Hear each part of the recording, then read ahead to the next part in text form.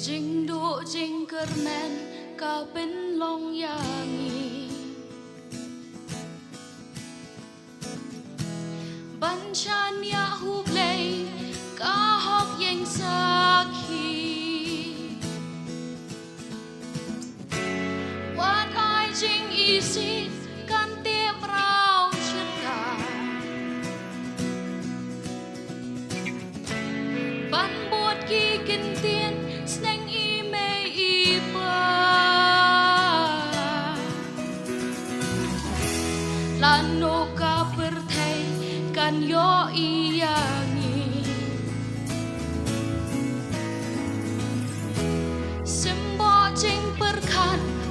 kin mat ya lenti thang ya ka syarak hari ka badung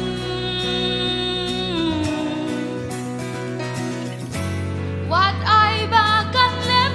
wat bo ha po kro ka mai ya ka hok u ba rim na min wei u bin na ya ka ni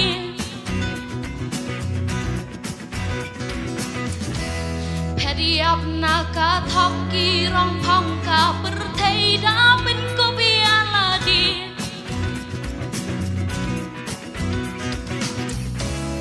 ikyar ka minta kitin bin barim kawat ka jing stat kini day ban chem ngin ba la ling kot ngin thom sha ki kyan ha ba kut ka sni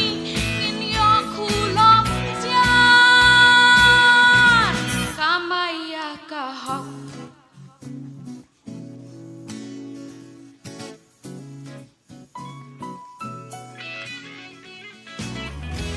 haba ka jing sniu ka thom bor na phang to te pa jing bha ya ki kan kin dang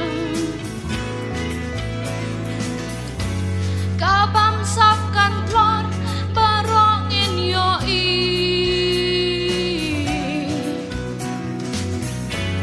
ya ka roi ka pat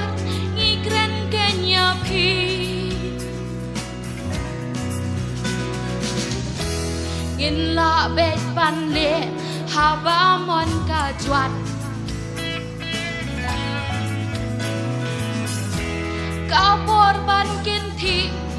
ngim dei ban per kha ya wer ya baro ngin klat ching ya phe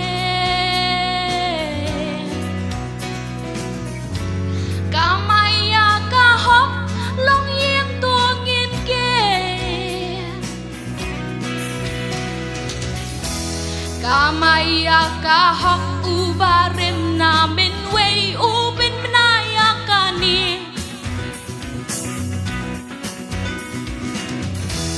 phediap na ka thok ki rong phong ka per thei da bin ko bia la di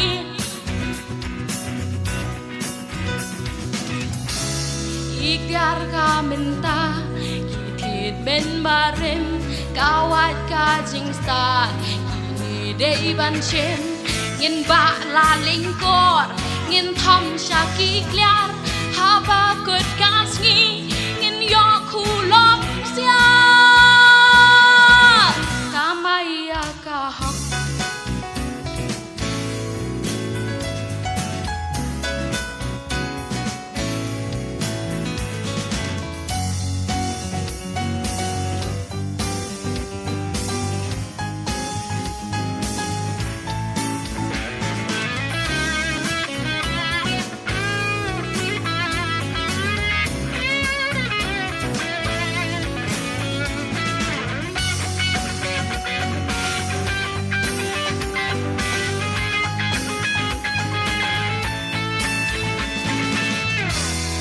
Kamaya ka hok ubarim namin way upin manaya kani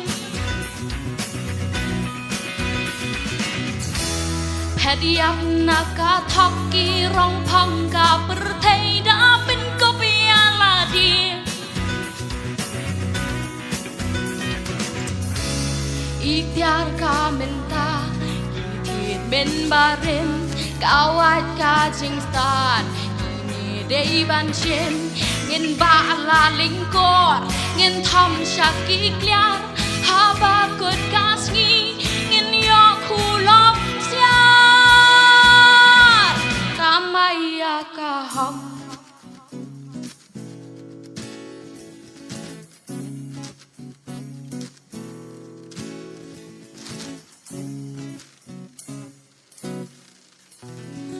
Lê Chi Buôn